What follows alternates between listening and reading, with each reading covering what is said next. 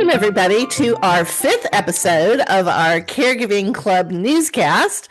I'm your host, Sherry Snelling, a corporate gerontologist, author, and CEO of the Caregiving Club. And in this first newscast for April, we have so much going on. As always, we're going to break it down into our categories, and our first one is Caregiver Wellness.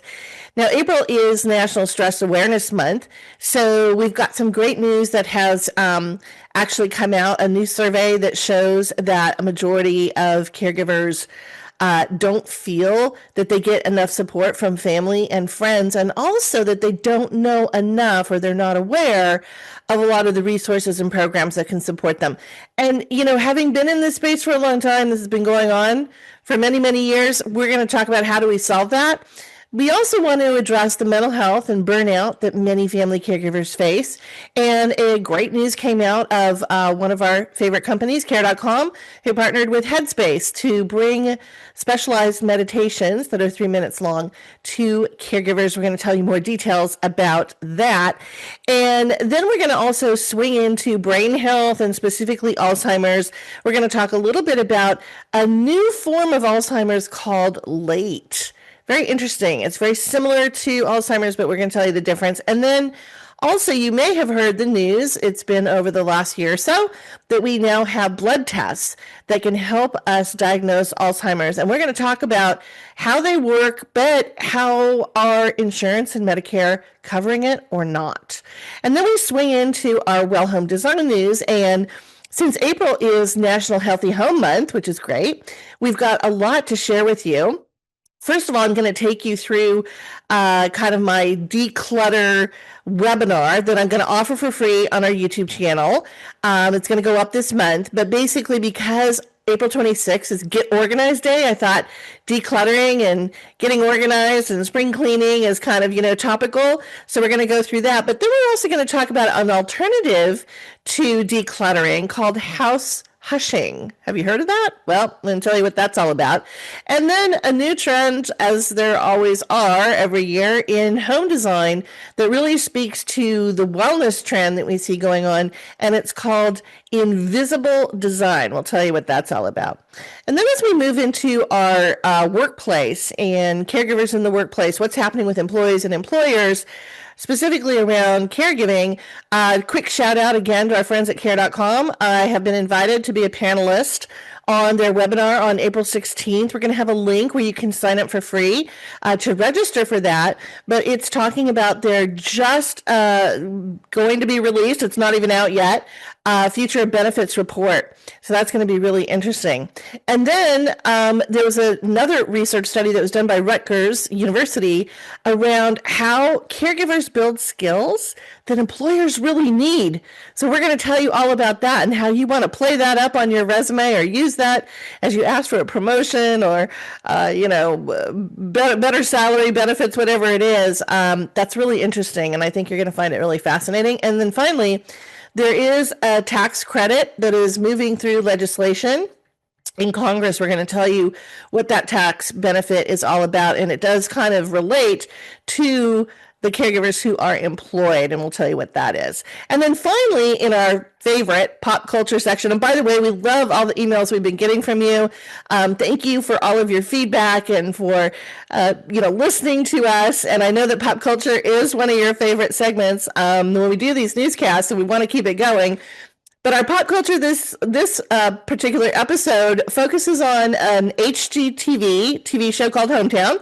Many of you, I'm sure, are fans of Erin and Ben Napier. And we're going to talk about a recent episode they did on ADA, so American Disabilities Act, so how to make a home more accessible, what they got right, and what they missed. So stay tuned for that. So with that, I just want to say, don't forget to subscribe to this newscast on our Caregiving Club YouTube channel. You can hit the like button or hopefully hit the subscribe button, and then you'll get a notification every time we have a new newscast come out every couple of weeks. Now, let's take a look at our Caregiver Wellness news.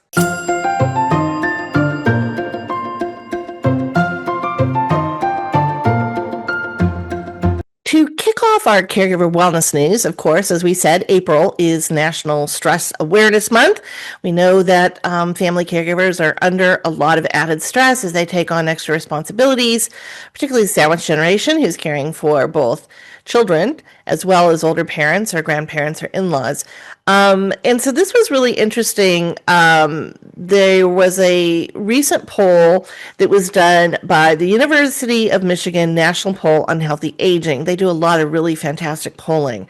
And their most recent information about caregiving is revealing that 20% of caregivers said they don't have close friends or family members they could depend on for help, particularly when it comes to their own health concerns. So while they may be taking mom or dad to the ER or doctor's appointments or rehabs, for physical therapy or whatever it happens to be, or social outings, they don't have that same help from somebody else in their lives, which is concerning because that whole balance that we talk so often about with caregivers, a lot of it does rely on kind of our social circles, who's in our social convoy. As I write in my Me Time Monday book, there's a whole exercise we go through where we have 3 different circles and we show who's really there for you, who's kind of there for you, and then who every so often is there for you. But 20% are saying they have nobody.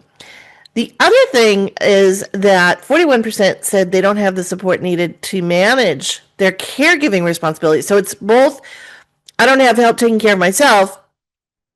I also don't have help, and that's a bigger number, doing caregiving, which is not surprising. Very often, as we know, we see caregiving fall to one person within the family. Sometimes it's the adult daughter or son who may live closest maybe to mom or dad. It could be, the oldest daughter, because we tend to think of women as more kind of natural nurturers, if you will, and taking on that role of caregiving that has been traditional in the past, although now we're seeing such a rise in men as primary caregivers for, their older parents as well. But women, I think, still are kind of more of the default as people think about it. And, it could also be a host of other things, who has a better relationship, all those types of things. Now, the best scenario is when you've got a care team. And when I say that, I mean, you've got a care team that is family and friends as well as professionals, right? So, maybe a sibling, or a cousin or someone in your parents' life, can be the entertainer and come over and kind of just entertain them or, play bridge with them or, social activities or something. Somebody else might be able to help with all the legal paperwork that needs to get done and all of those types of things, guiding the family through decision making on long-term care and end of life. So developing that care team is a real skill. But it is one that a lot of caregivers are starting to embrace, realizing they can't do all of this on their own. The other part of that is, of course, getting professionals, whether it's a home care professional that comes into the home, whether it's, something like adult daycare, particularly if you have a loved one with dementia that you're trying to keep at home, but you're worried about them being home alone while you're at work. There are daycare, just like there are for childcare, very focused on memory issues and dementia issues and all of that. But 41% right now are saying they don't have that. There also was a question about, are you aware of all the programs and services that are out there that support you? And of course, the answer is a big old no. I'm trying to see if I see the percentage here. I guess I didn't poll it, but it was a huge percentage. They don't even know that the area agencies on aging might be able to find local community and home-based services that would help them, or find, those services that might be free. So for instance, maybe mom or dad was a veteran and they can tap into some of those vet benefits. One of the things we announced on this newscast a couple of episodes ago is that the Veterans Administration is now covering 100% of home care costs. So bringing in a professional into the home to give you a little respite break, take care of mom and dad, maybe prep a meal for them, or again, just be a companion, that's all covered now if your loved one was a veteran. So all those types of things, caregivers are not aware of that. And it's kind of one of the big gaps, I would say, and I would put it on both sides. I think one, we don't spend enough time talking about the experts that are out there, and we're gonna play that theme again in pop culture when we talk about our HGTV hometown critique on their episode. But knowing who a gerontologist is and what they do, knowing, maybe somebody who can put you in touch, knowing that maybe your employer has a service where you can get what we call care navigation, and that's tapping into an expert who knows all of these things, and they can guide you. Oh, well, here's some meal delivery, or here's some alternative transportation that might work, or here's how to get these things for free. All of those types of things are so essential, but caregivers don't think of needing an expert. So I really would love to elevate, of course, gerontology, and gerontologists like myself who have spent years getting the experience and the expertise and the training and the education that it takes to really guide families. But in the same way that you would turn to a lawyer for your legal needs, or, an accountant, maybe for your tax preparation, you want to have an expert on your side, because it's going to save you a lot of time. It's going to save you a lot of frustration. It's going to save you that burnout. You're going to feel more confident in some of the choices that you're being guided to, because an expert is helping you. And it's just going to take a big relief off your shoulder. So I really want the programs and services to do better marketing. And I will say, there's a gap. There's a big gap. The marketing is, it's average at best with a lot of these services, particularly, unfortunately, a lot of services that come out from the government that our tax dollars are paying for. But on the other hand, we also need to do better about just talking it up in the media, in workplaces, in social circles, so that people know that these experts exist and that we're all here to help you. So anyway, that's the University of Michigan poll. Now, Care.com is a really interesting company. I've done some work with them. They have a whole division that is dedicated to workplaces and business, and that's the division that I've mostly worked for, which is called Care for Business. Really great, offering services into employers to help, again, employees in the workplace. But they also offer it to individual families. And what they're called is a caregiver marketplace. And what that means is it's like Match.com. So you would go onto their online site, you would put in all the criteria that you're looking for to bring somebody into the home. Like maybe you need someone who speaks Spanish, or maybe you need somebody who can prepare meals in a certain way, or somebody who's funny and just loves to, play games and all these kinds of things. Whatever it is, you put all of that in, and then it kind of gives back to you a list of people who meet and match your criteria. From there, you can do a video chat interview. You can negotiate the price that you want to pay. The hourly rates are there, so you kind of get a sense of what that looks like. And then you go through care.com to do all the paperwork and background checks and insurance and all that kind of stuff. One of the services they've added just recently, it was just announced, I think, late last year or early this year, is care navigation. So now, in addition to actually finding someone to bring in the home, you can also get questions answered. Like, okay, I would really love to set up Meals on Wheels, or, I really need this, but I don't even know if this exists. That is what care navigation is. You call, you get an expert. They will walk you through all of your options. The other great thing about that is that if you're a long-distance caregiver, what might be available to you in Arizona is not necessarily going to be available to your mom in Florida. So you're going to get experts who are more localized that can lead you to those community resources, because it's, again, it's going to do you no good if it's an Arizona-based service and they don't even have it in Florida, and that's just an example. So what they've recently announced is they've done a couple surveys. We're going to talk about one in the workplace section of this episode, but one survey that just came out was the cost of care. And there was a lot of really great statistics that came out in that report. I think it was 89% of employees who are caregivers feel burned out. Not surprising. The burnout numbers we see are always huge in all of these different surveys that are done, whether it's Pew Research or National Alliance for Caregiving or AARP. Care.com's research was right in line. They also found that 80% of caregivers lose sleep and spend nearly every waking hour thinking about someone other than themselves. Does that sound familiar to those of you out there who are caregivers? So what Care.com just announced is that they partnered with Headspace, which is, again, an app and an online access to meditation. They specialized meditation just for caregivers. They're only 3 minutes long. There's some fun ones. It's part of this campaign that they've kicked off called You Deserve a Minute. But there's one that I haven't tried yet, but I'm going to go in and check this out for you. But Bathroom Break Reset is one of the meditations they've created. So there's kind of some humor, I think, maybe involved in some of these as well. And Headspace is well known for really helping people to kind of calm that chaos of caregiving.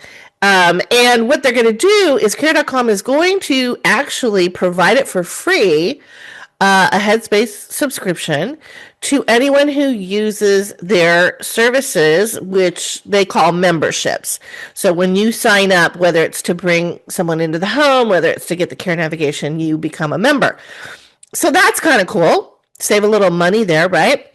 So you may want to check that out, because we thought that was really interesting, and definitely something I think that would address, some of the burnout, certainly, that a lot of caregivers feel. Now, the two other areas of caregiver wellness news that we told you about is in more of the brain health, Alzheimer's area that we focus, or that is really my area of expertise in neuroscience. And I just wanted to tell you, I came across some really interesting research that, we're starting to learn so much more, right? It's only been about 30 or 40 years that we've really been studying the brain, and we've learned now that you can build the scaffolding in your brain, the neurotransmitter scaffolding that gets done, the messaging between the neurons, which is called neuroplasticity. We didn't know that 30 years ago. Well, guess what? Now we do. So there's a lot of stuff we're still learning, and a lot of it does fall into the area of this dementia, big category, like cancer, and then Alzheimer's being the most common dementia. And Alzheimer's has become a big catch-all because it's about 70% of all dementia cases that are out there. But now we're starting to see little nuances on maybe how other types of dementia that we were told is Alzheimer's is maybe a little bit of something else. So there's something now called LATE, L-A-T-E. And I don't have the acronym here. Sorry. I will put that in the episode guide notes on our newscast page. So basically, we know that Alzheimer's is about progressive memory loss, that episodic memory, being able to remember what happened yesterday, how it relates to today, kind of starts to dwindle and eventually goes away altogether as the cells in the brain are dying. We also know language can be affected. In this research that was done, one of the participants originally couldn't remember the name charades for a game that she loved to play, but eventually she declined to a point where she didn't even know what the pumpkin was that they had out for Halloween. And then there's behavioral changes, and it basically, that's about your frontal lobe, and that's about kind of the inhibitions that we have. And a lot of people with frontotemporal dementia, so Bruce Willis, the actor, FTD was what he was diagnosed with. They lose those inhibitions, and they, don't filter very well. And so that's something that we see, and that is definitely something that you might become a little socially inappropriate. But what is different? So all of these things are hallmarks of Alzheimer's, or maybe FTD or aphasia with the language. And we can get closer to a specific diagnosis now and not just say everything's Alzheimer's. But the difference between this late definition now is that it generally develops later. So people who are in their 80s, and it also develops more slowly. So when people are in their 80s who have Alzheimer's, they are, everybody progresses at a different rate, but that is usually telling us you're in mid to end stage. You've probably been living with the early stages of the disease for a long time. People who have late, which is different from Alzheimer's, are just starting to have some of these things, and the progression of that will be more slow. So it's a real subtle difference, but I just wanted to bring it to you because I think what is important for us to know is so much new information, research, treatments, diagnoses are happening all the time, particularly in this space of brain health and Alzheimer's and dementia. And it's really important to stay on top of stuff because we become the best advocates as family caregivers for our loved ones. A lot of the physicians, the primary care physicians, are still not as educated as maybe they need to be. And so asking the questions or saying, hey, I heard this on a recent newscast from a gerontologist. What is this late thing? Do you think mom has late? They hopefully will be up to speed, but we'll see. But, just being able to know what's going on is what we're here for you, to give you the latest information that may be relevant and that you can look out for. Now, the other thing that's happening in the Alzheimer's dementia world, and of course, this was announced last year, FDA approved 2 new blood tests that can test for Alzheimer's, which is phenomenal. I mean, the diagnostics are accelerating at such a pace that it's sometimes hard to keep up. And I will also give some kudos and a shout out to FDA because FDA is getting better at approving things faster. I mean, sometimes there's comfort in knowing that it's gone through years and years and years of clinical trials.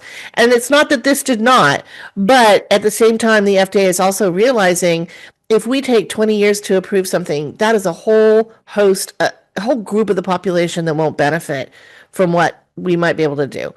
So anyway, with that said, we now have 2 blood tests, which we call biomarker tests, for people who are over the age of 55. Now, we know that in many people who are diagnosed with Alzheimer's or dementia later in life, like in their late 70s or 80s, they've probably been living with the disease 15 to 20 years. There have been subtle, small signs, sometimes not so subtle, maybe more than that.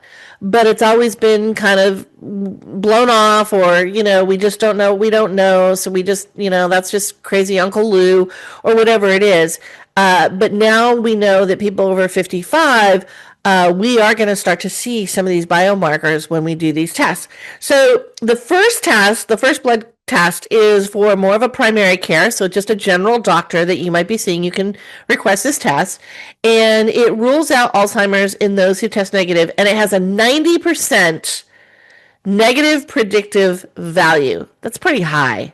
So what we're saying is at 90% accuracy rate that nope, right now we're not seeing anything, which is a good sign. It doesn't mean you can't get it. It just means, it's going to be a really, really low number of people who would advance another 5-10 years, maybe take the blood test again, and then something would show up.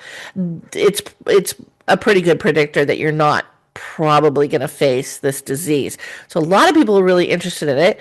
The second test is actually more of a specialty. So if you're seeing a neurologist, or even if you're seeing, a cardiologist for cardiovascular diseases that can also be a little bit connected sometimes to vascular dementia, then you can get another blood test.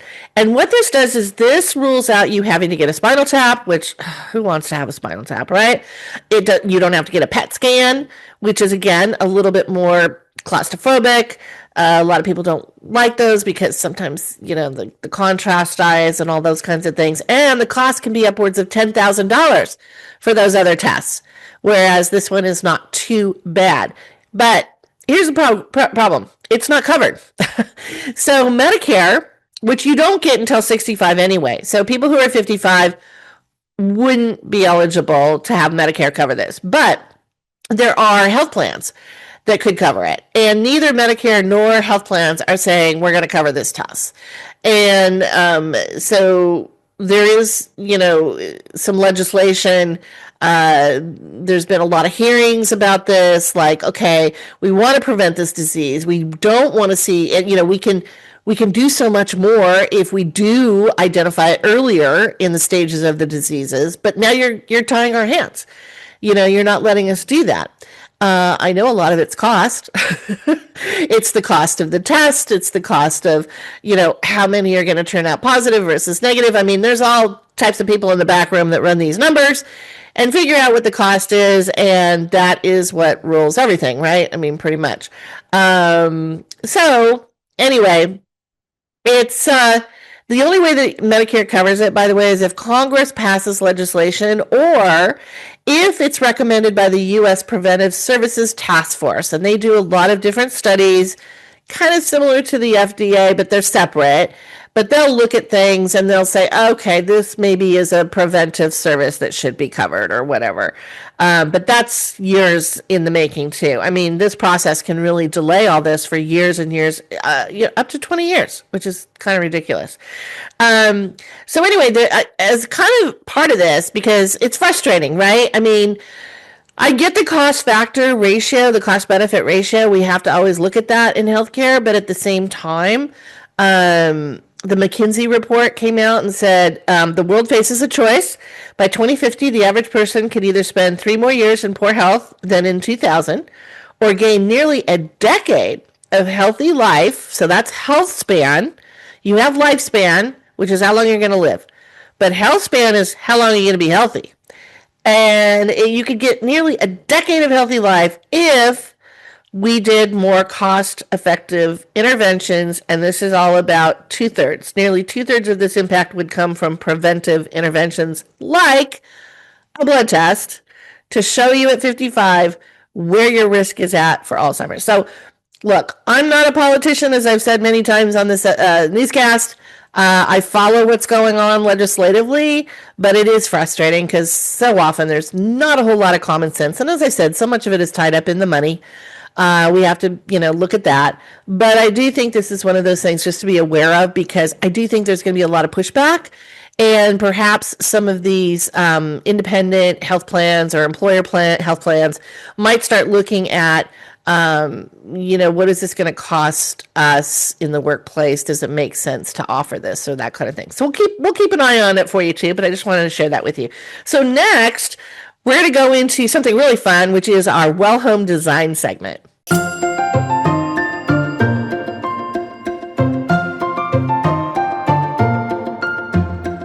I always love our Well Home Design segments because it really speaks to what I wrote about in my Me Time Monday book, which is how important environmental wellness is to our overall physical and emotional and mental and social health. So I always love doing these segments, and there's so much out there. What's really evolving now, because we are seeing so much come into the home, whether it's hospital at home or home care, or, we want to live longer in our homes, but that means we have to have them adapt for all of the health needs that we're going to have over the course of a lifetime. There's just a flood of really great, interesting stuff going on. So, and we're going to touch upon that in our pop culture segment as well with our HGTV commentary. But let's start with April being Healthy Home Month, which is awesome. And also, April 26th is Get Organized Day.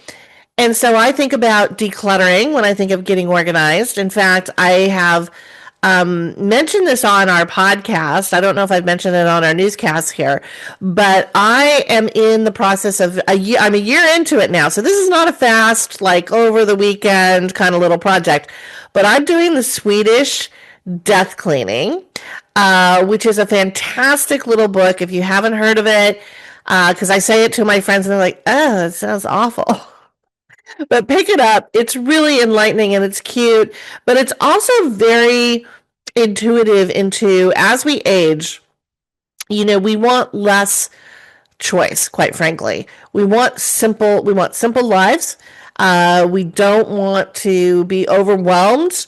And our society and our lives right now are overwhelmed with all the choices. I mean, if you just think about all the entertainment streaming choices you have, I've laughed about this with you guys before. When I grew up as a kid, I think there were like 5 or 7 TV channels and that was it. But we just have a lot of choice. And so as you get older, you start to prune things in your life. And Laura Carstensen, who's one of the great researchers on aging and longevity at Stanford University, she's done so much in this whole area of socio-emotional selectivity theory, which is something she hypothesized and has done a ton of research on. And what that really means is as our time horizons shrink, so it could be getting older and we realize we don't have as many years. It could also be somebody who maybe has a terminal illness and they're just looking at what do I want to do? What's on the bucket list kind of thing. But also, who's really important in my life? So we start to prune our relationships back. We don't spend time with the toxic friends anymore. The frenemies are gone. Jettisoned. Okay, they're on an ice floe somewhere. And we're spending more sunny days, with our toes in the sand with friends that we really enjoy and we really love. And we're doing the same. We're going through our closets and going, oh, for goodness sakes. Like, here's one. I'm hanging on to these. Don't laugh. I'm hanging on to a pair of jeans that I was actually able to get into in college. And I hate to admit this, but I don't even think I could get one leg into these things. They look like they would fit a 10-year-old. I look at it and I think, there's no way I was that little in college. But it's, why am I hanging on to these jeans? So there's been some really great, people out there. We've interviewed them on the podcast, by the way. Matt Paxton is one of my favorites. We love him. He's a great friend of the show. He is now doing a Discovery Channel called Filthy. We'll have it for you. I'll tell you in a minute. But anyway, he's done the legacy list on PBS, and he goes through people and helps them declutter and all that kind of stuff. So decluttering, as I did my research for my book, is really important because it does relate to brain health. So one of the things we may not be aware of is decluttering creates a stress response. So in the same way that we become anxious or just, overwhelmed, can't take it anymore, stressed out by things that are going on. Maybe it's with a work colleague, maybe it's, a sister or a brother or your spouse or your partner or your kids or whomever. But, we're just getting overwhelmed and frustrated and all that kind of stuff. Your house can do the same thing to you. Okay, this is why I say environmental wellness is so crucial for us to understand how that relates to the brain. So just to give you just quick little snapshot, and what I'm going to do, I'm actually working on another one of our free educational webinars it'll probably come out in May or June, but it's going to be on neurodesign, because neurodesign is really now the evolution of ADA, which is accessibility and safety in the home, universal design. We're now into what we call neurodesign, which kind of captures and encapsulates all of that. And so I'm going to do a webinar on that. But just to tell you really quickly, what our ancient brain, which is how we functioned when we lived out on the African safari 2 to 3 million years ago, how that ancient brain operates, which is still inside of us, by the way, even though we've got the modern brain with all the language and the rationality and the decision making and the impulse control. Yeah, all that's going on in your brain, right? We still have the ancient brain, and the ancient brain is all just about survival. It's like, okay, am I happy? Do I have food? Do I have a companion? And I'm not being chased. Okay, good. All's good.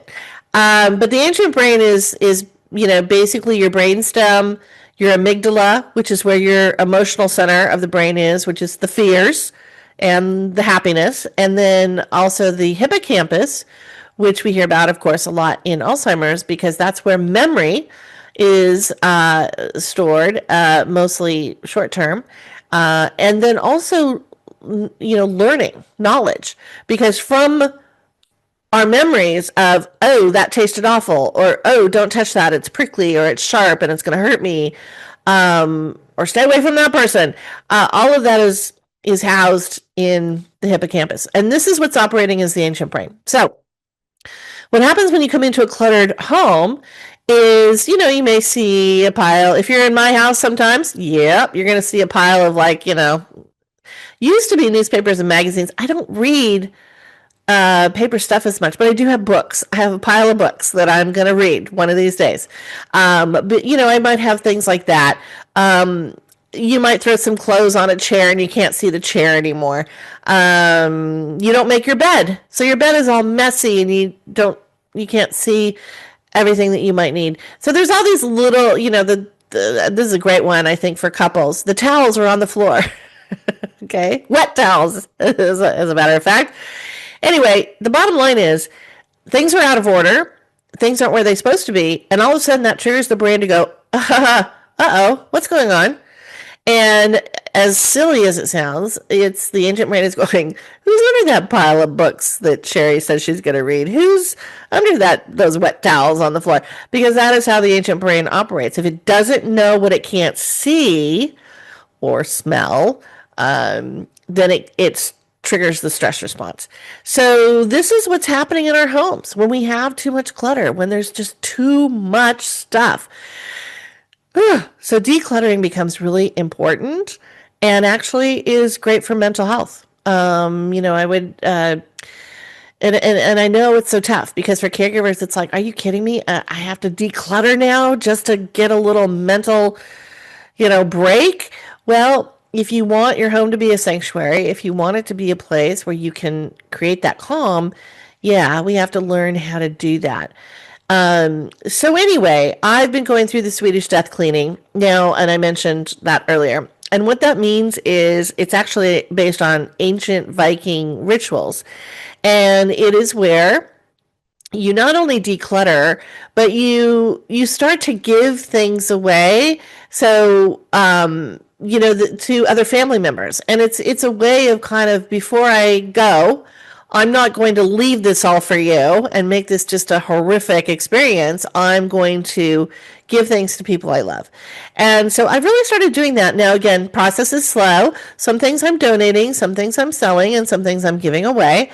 And as much as I do it, I'll go back a couple months later and say, you know what? I could cut deeper. I could go more into that closet and get those 4-inch heels that I'm not wearing anymore out of here. So it's not like it's a one and done, but you can do it slowly. You can do it a drawer at a time. You can just take your shoes and do that. You can just take something in the garage. Maybe it's one of the drawers in the garage or whatever it is, and start to do. And I'm telling you, it is a mental lift. Okay. You do get a little bit of a dopamine rush over you're rewarding yourself for accomplishing something that you know is important, that you've wanted to tackle for a long time.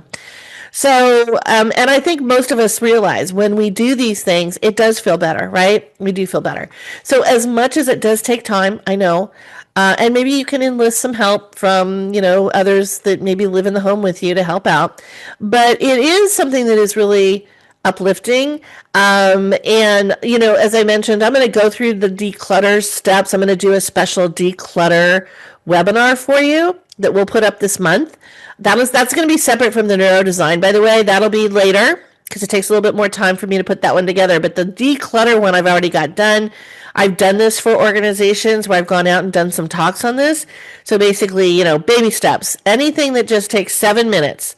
So that's one drawer, or set the alarm for 7 minutes and that's it.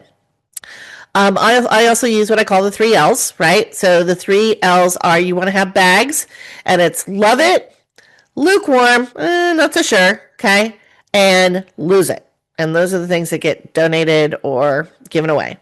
And then everything has to have a place. That's a big one for me because I used to things would just sit out on the counter or wherever. And it's like, no. Everything has to have a place. Everything has to be cleared away so my space does not become crowded and overwhelmed and I can't see around those bottles or this lotion or whatever it is in the bathroom.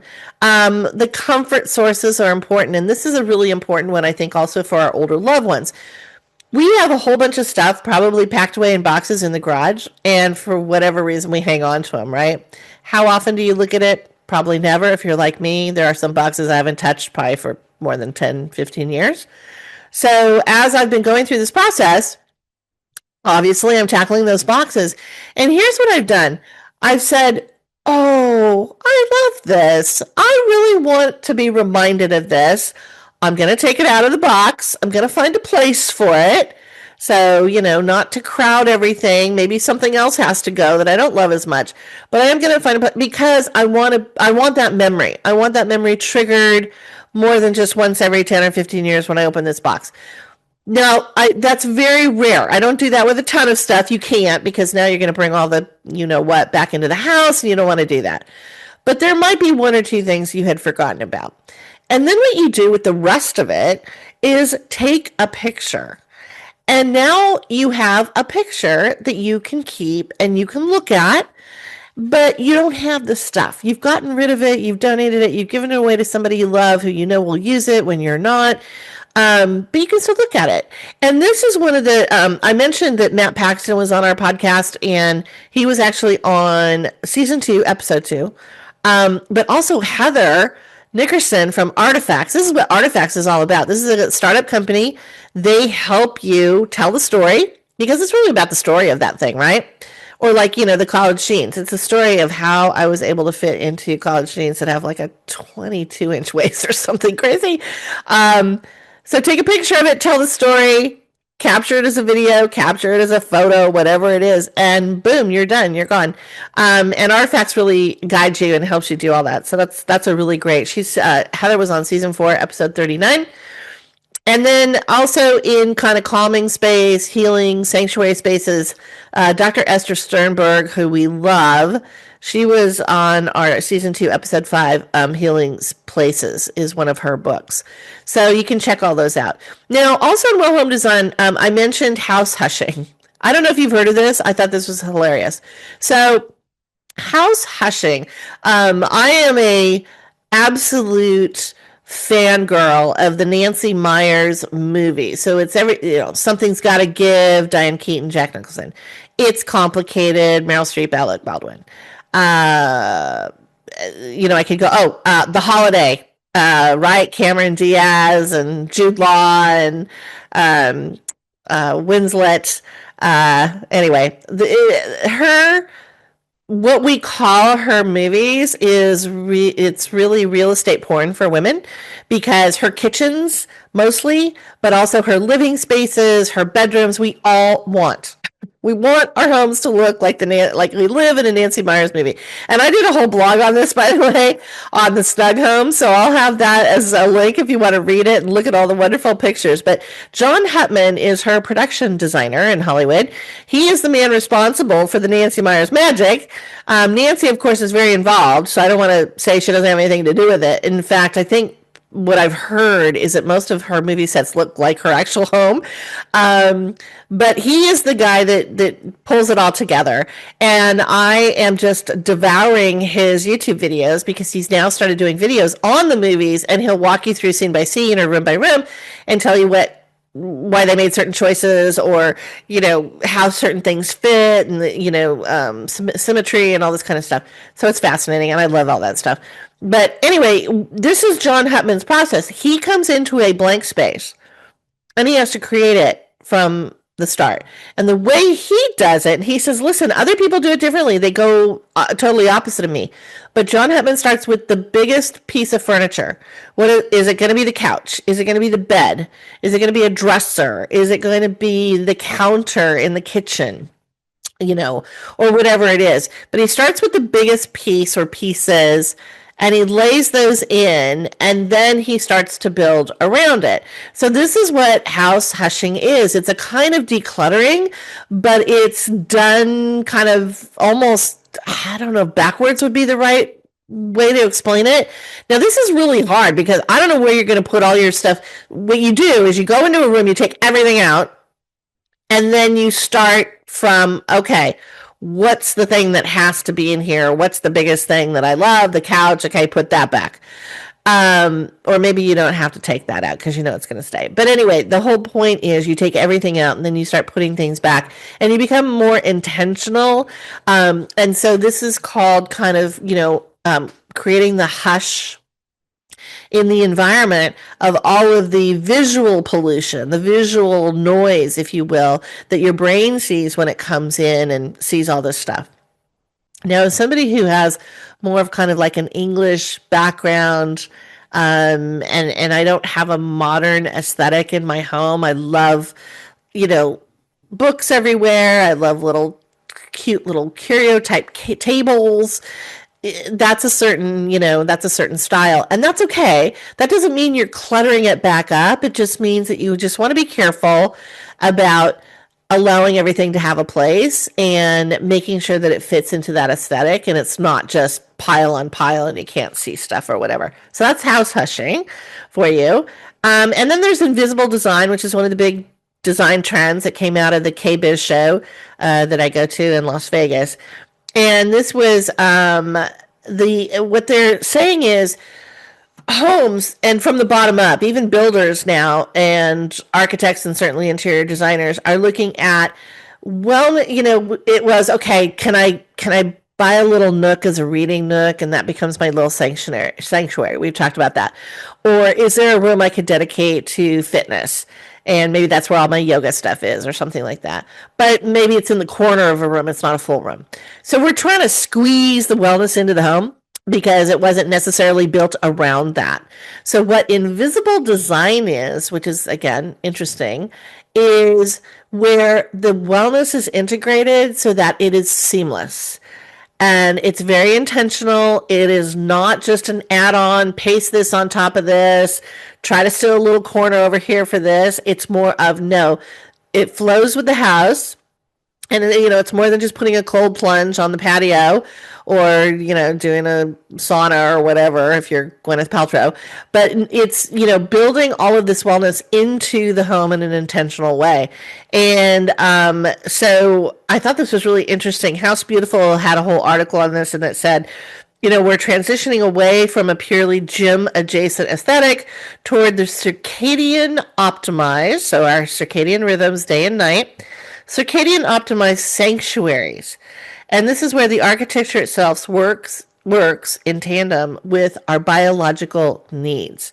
So everything is being built in the home around our health needs, sleep cycles, sanctuary, calming for the brain, all kinds of stuff. And so, we'll talk specifically about some of these things, but whether it's the new Dex lighting, which helps with circadian rhythms, and it's like, brightest midday, and then it starts to go into the slow pinks and stuff at night.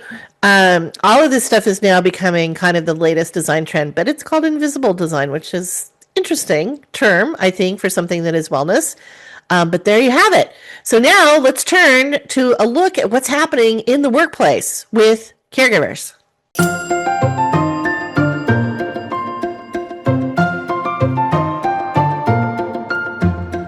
For our caregiving in the workplace, which is always a really important segment to me because I do so much of my work with employers and with employees and programs and education and all kinds of stuff. There's a couple of things happening that I thought were really interesting. So first of all, I just want to give a quick promo to care.com again. They have put out a new report called The Future of Benefits. And they do this every year. And they talk to 600 benefits decision makers, as well as 1,000 employees. And they see, what changes there are, what movement there is, what are employees really looking for, what are the trends that benefit makers or benefit decision makers are making, and how does it all affect people who are also caregiving while they're in, their careers and their jobs. So I just wanted to do a quick promo because on April 16th, and this newscast is going to drop around April 9th. So a week later, I've been invited to be one of the panelists by care.com. So thank you very much. But to be a panelist on their preview and their release of this new report. A lot of the audience will probably be people who, in HR, employers, maybe some employees who are really interested, but it's open to anybody. It's a free webinar. So I'm going to have the link both on the screen there that you can see, but also we'll have that on our episode guide page and we'll put it out in social media. So if you're interested and you want to see what the trends are, we're going to be talking about that. And then on our next newscast episode, I'll talk a little bit more about it. I can't share any of the results with you yet because it's not announced yet, but we certainly will have, I'll have some commentary for you on that. So there was a street article called The Street, so Wall Street, right? And it focuses a lot on the financial and other things that are going on, but also the trends in workplace. And they had an article that caught my eye called Why Businesses Should Value Caregivers Now. Well, first of all, they should have been they should have been caring about them all along, but I'm glad they're caring now. Anyway, this article is based on some new research that came out from Rutgers University, and really interesting because it's so different. What Rutgers did is they took a look at all of the skills building that we know caregivers obtain from their caregiving roles. So it's things like patience, it's things like listening skills and emotional intelligence by being empathetic. It's, being a great researcher, being able to navigate the healthcare system. You should be running Wall Street. But, it's all of those different skills that we kind of build that we don't even realize we're building them. And very often when I do my educational webinars for employees, or I'm invited a lot by ERGs, which are the employee resource groups, to come speak on caregiving or the sandwich generation, whatever. And I talk about how, don't forget the skills. What are the silver linings of your caregiving life? I know the challenges, and we're going to help you maybe bring balance back to that. But what are the silver linings? What are the things you're learning? And because we're always learning, right? As adults, as humans, we're always learning. And it's some of these skills. And a lot of people shake their heads. And it's like, so when you go in for that promotion, or you want, a raise in pay, or you want a different job, or whatever it is, use this because it is part of your skills building repertoire, should be on your resume and all that. Anyway, what this research did is took a look at all those things, things like problem solving and adaptability and even leadership. And they overlapped or mapped the skills that they were recognizing among the caregiving employees who were part of the research. And they mapped the skills that they were learning specifically tied to caregiving over the Bureau of Labor Statistics. From an employer perspective, what are the skills that employers are looking for? And here's what they found. This is fascinating. So caregiver skills overlap 77% with employer needs. So 18 skills that caregivers develop over the course of their caregiving journey were categorized into 3 different categories: humanity, productivity, and cognitivity.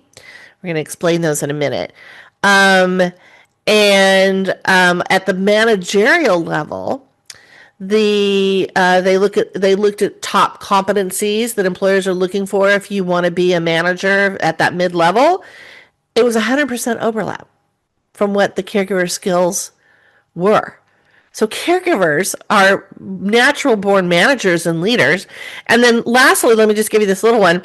The World Economic Forum said there are skills that AI offers, but that are likely to replace the types of skills that caregivers have. Now, in the past, a lot of these skills, like emotional intelligence or empathy, have been seen as soft skills.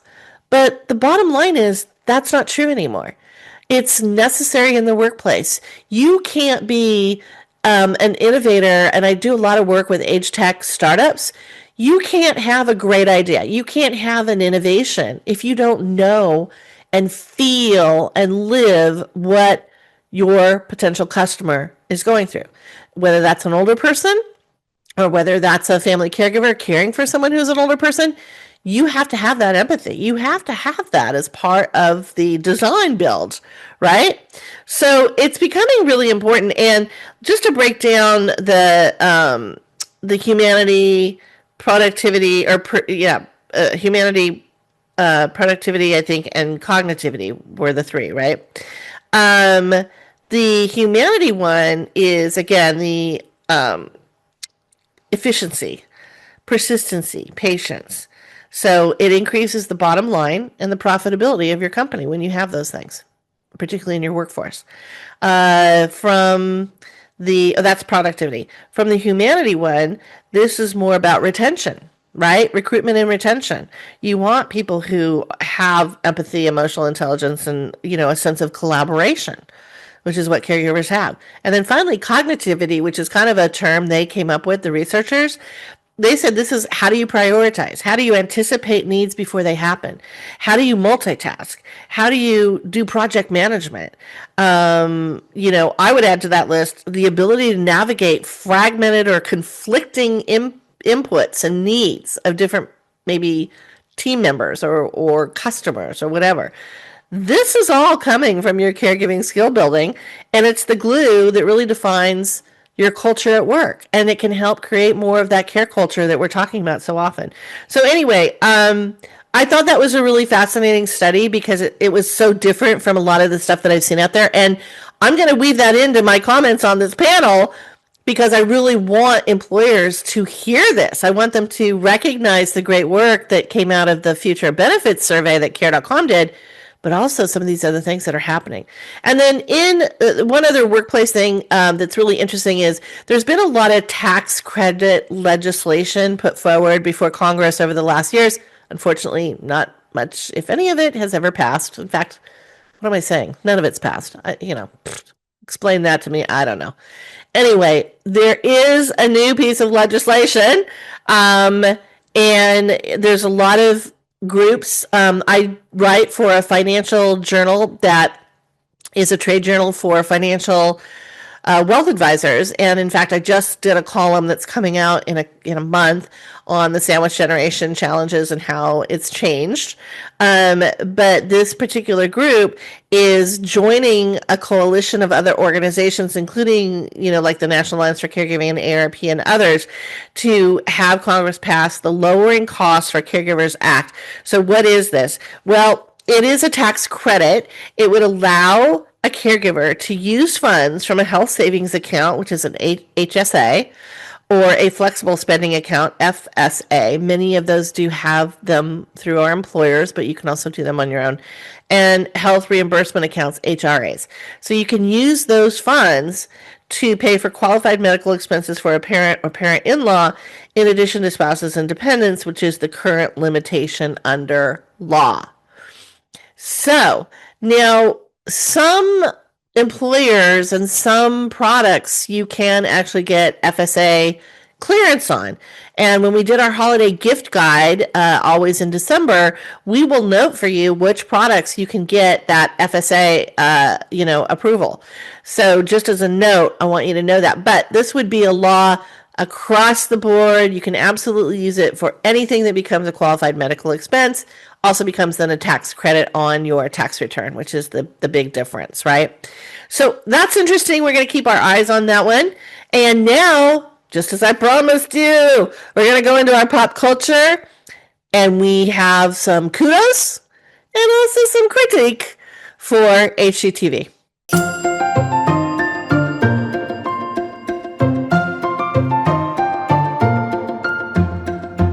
So as promised, for our pop culture segment, I have some really interesting insights, I hope, for you on HGTV, one of my favorite channels out there of all of those thousands of streaming and content and everything. HGTV is one of my go-tos.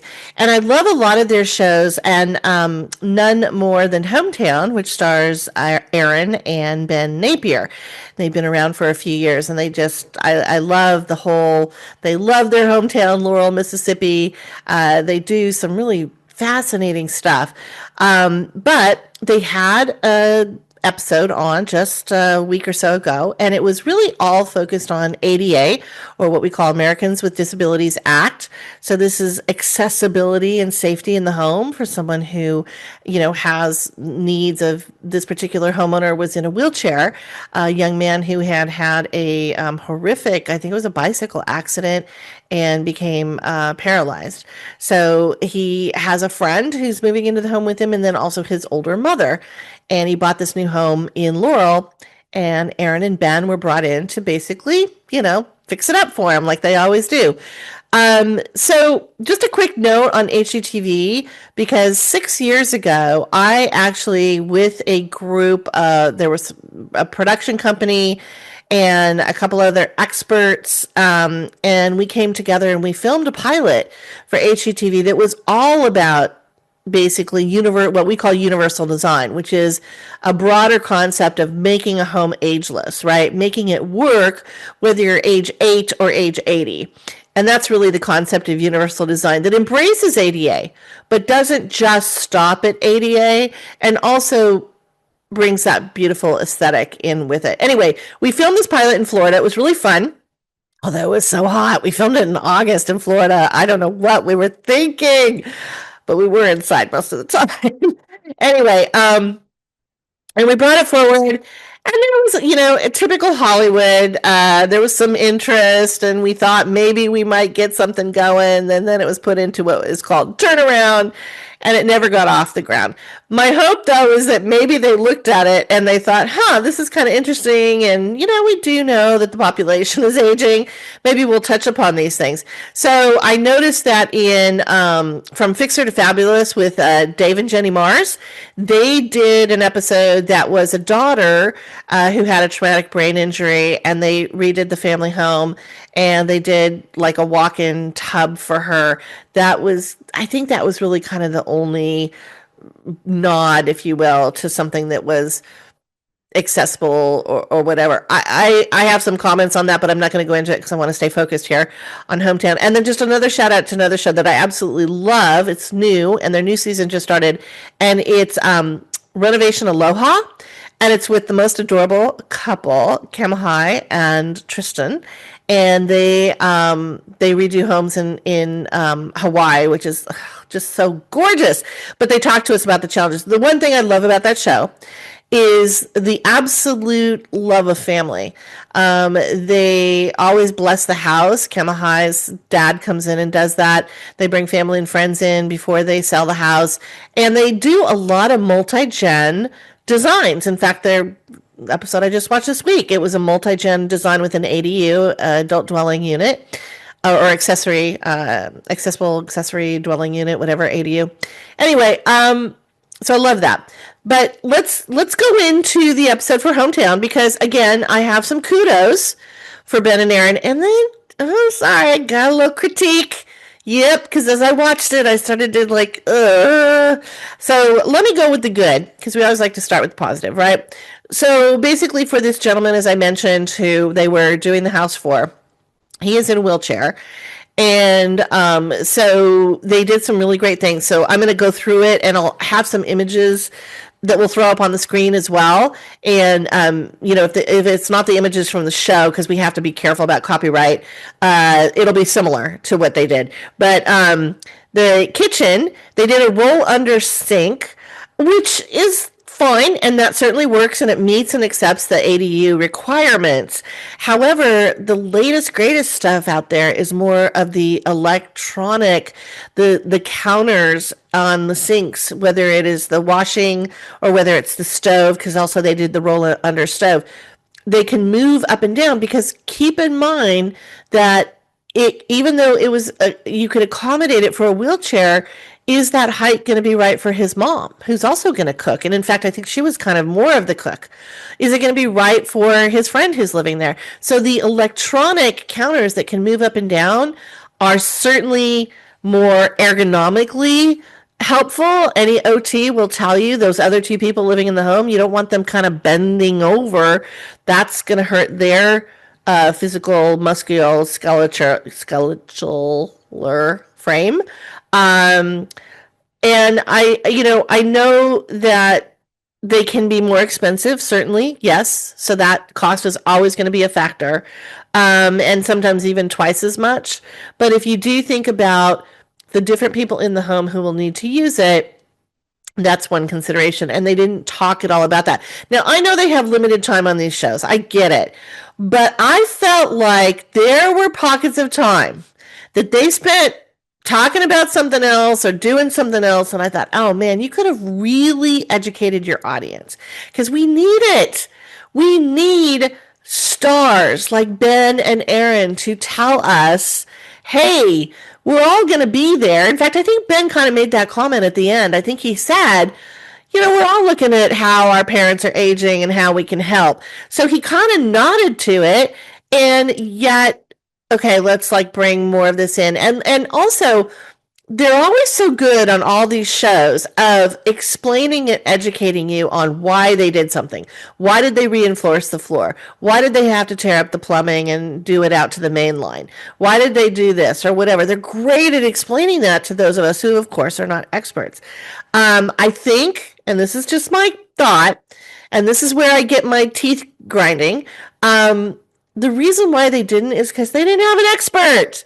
They didn't have a gerontologist who is also trained in ADA and CAPS and neurodesign, like I am. And I'm not unique. There are others out there like me, but they didn't have that person that can consult, and you need it. And I'm going to get more into that in a minute because I want to go back to the positive. So roll under sink, great. Roll under stovetop, great. They did a lower counter where they could sit to eat, and it would be accommodating the wheelchair height. I thought this was really cool. On the microwave, and this is cool. Again, this is universal design, and they never said the word universal design. They said ADA. Okay, ADA is a term from the 90s when it first launched. We don't say it as much anymore. We say universal design. You do need to make sure your contractors, whoever you're bringing in, do have ADA capability. And again, they're usually getting a CAPS, a Certified Aging in Place Specialist certificate. They're going to go through training, and they're going to know how to do this, okay? Because you can't just bring any, this is the thing that really makes me crazy.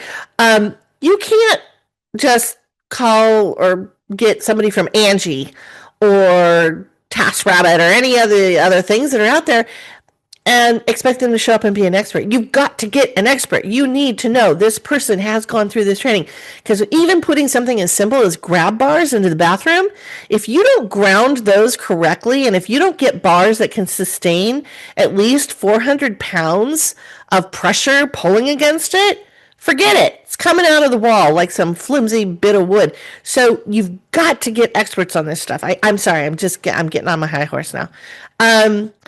Okay. So what they did, though, this is really cool, and this is where they showcased a lot of Ben's skills. He's such a fantastic carpenter and artist. He's not even he's an artisan. Okay. He's a woodworking guru, genius, maestro.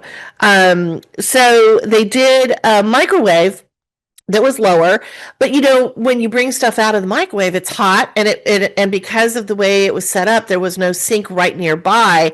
And if you're in a wheelchair, how are you going to hold the hot plate and roll, right? So they had a little wooden shelf that pulled out under the microwave. Brilliant. I thought, okay, I'm noting that because that is something I did learn from them. So that is really great.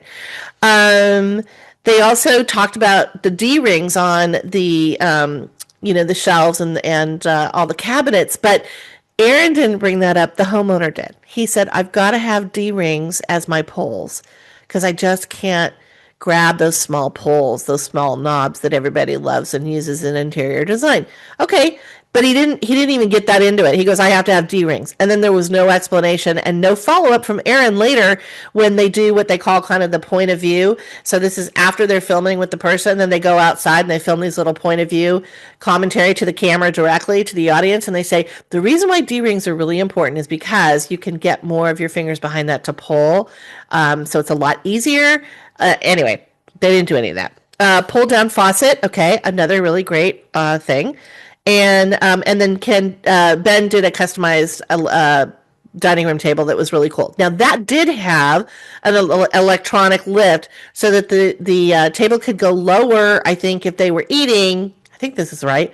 And then higher if they were playing a game, because he was really into this game that Ben designed into the table.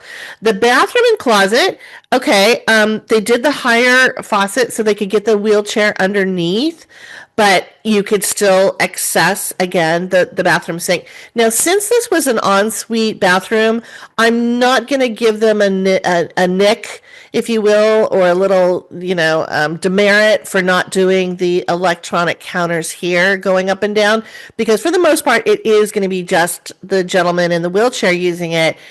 His mom and his other roommate both have their own bathrooms to them. And it did have the pull down faucet, adjustable mirrors, which are really great. So again, those are mirrors that you can adjust. So if you're sitting or standing or whatever, you could see yourself better. The no entry shower, of course, and having the controls at a place where if you're sitting in a wheelchair in that shower, you can reach them, which is really important. And it did have the grab bars, although I was looking, they did the bathroom so quickly. I was trying to see if they had all the bars in the right places, but they didn't talk about grounding those bars. See, this is huge. you don't want to give people the impression that you can just get a handyman to come in and do this. The other thing is that if you do have a no entry or zero entry shower, then you may want to mention, sometimes people get concerned about having, too much of the water, if you will, on the floor, and it doesn't dry up that quickly. Well, what you can do is you can heat the floors, and then that's going to dry the floors a lot quicker when you have those zero entry showers. Again, they didn't really mention any of that stuff. And then they did have the pull down bars in the closet, which are really nice. Those are where you can certainly still have shirts or pants or something hung high, but then it's got a bar and you just pull it down to your height when you're in the wheelchair, and you can easily get, your clothes. The bedroom had an electric door entry, which, are great, but what I didn't really see is the push plate. So I have to go back and watch the episode again if I can, because I wanted to know, so where was the control for the person in the wheelchair? Because they used it as people who, just walk and open a door, but that's not accessible for someone in a wheelchair. What they didn't show or didn't mention were the smart lights, the smart shades. Also, the thing that really cringed me out was in the bedroom, lots of really great room for the wheelchair to maneuver, but there was a rug under the bed. Now, I know it looked beautiful, but you can't have that rug under the bed if you're using a wheelchair and you're expecting the gentleman to get in and out of bed. The other thing is any kind of an adjustable bed, now they make them so it's not just the, legs up, head up. Now they make them where they adjust down. So if you're in a wheelchair, you can just, scooch right over and then bring you back up. So that would have been a fabulous thing to show. People don't know enough about those, and they are part of a wellness play. It's not even just, for people with being in a wheelchair.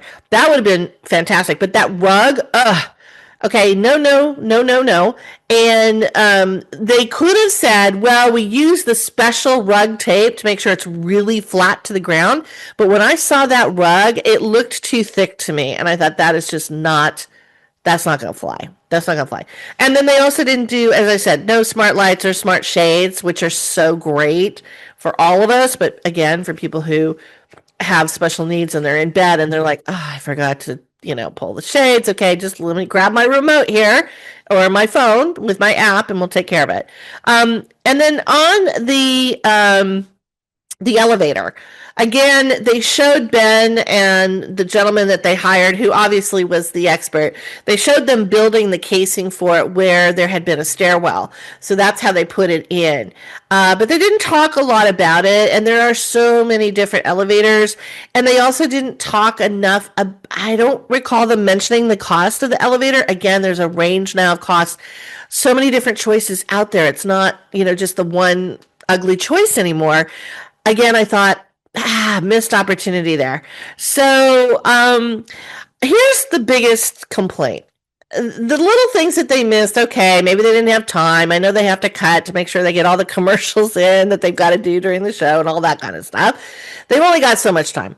But they missed some really, at least two big opportunities, I think, to really educate the audience. And the biggest one of all, and this is where, I'm sorry, I'm going to give them a critique. And it's not meant to be mean because I love them and I love their show. And by the way, I'm here. I'm available. If you want to call me, I can help you out. But they didn't talk about bringing in an expert.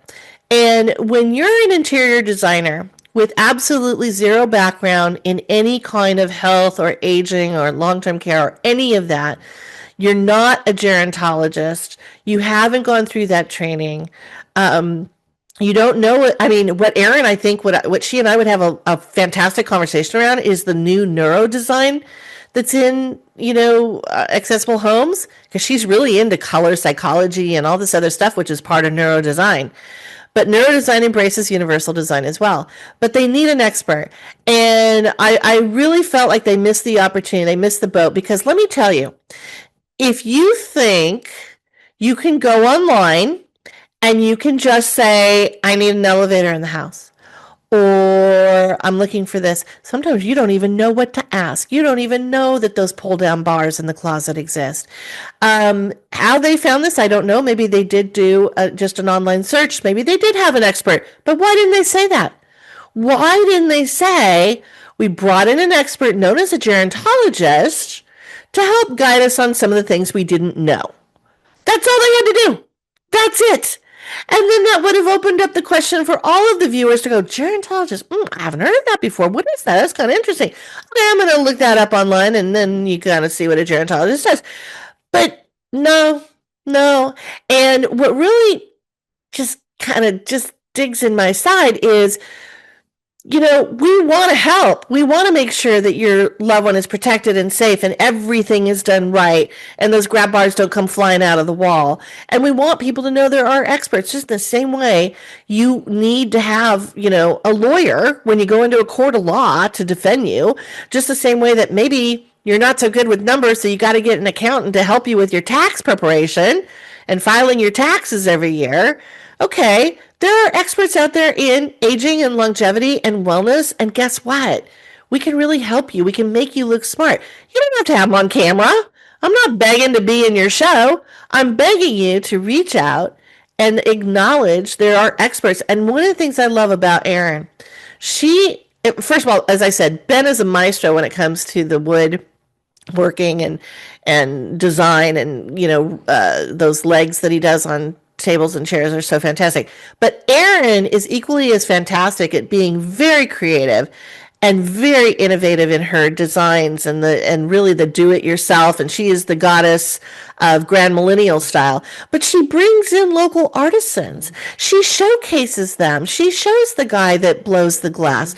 She shows the lady that dips, the ginkgo leaves in copper to help make a lamp or whatever it is. I mean, these are fantastic. We love arts and crafts and artisans and craftsmen.